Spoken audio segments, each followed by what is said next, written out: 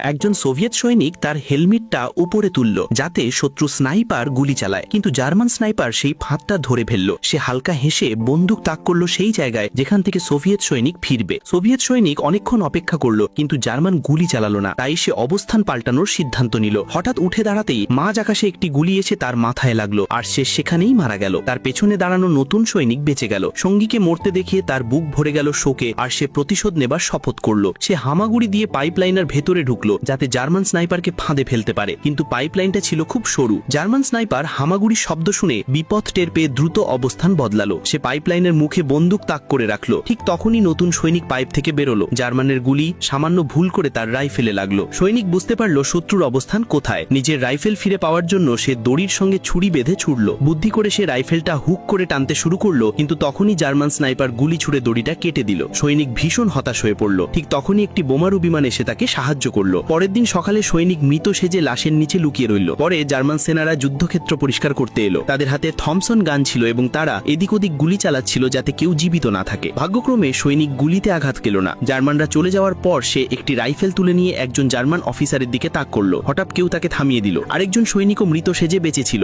সেই স্নাইপারের চোখে চশমা ছিল এবং সাধারণ রাইফেল ব্যবহার করতে সে খুব একটা ভালো ছিল না। তবু সে তার স্নাইপার রাইফেলের শেষ 5টা গুলি ভরল। প্রথম গুলিতে সে এক জার্মান সৈনিকের মাথা উড়িয়ে দিল। অন্যরা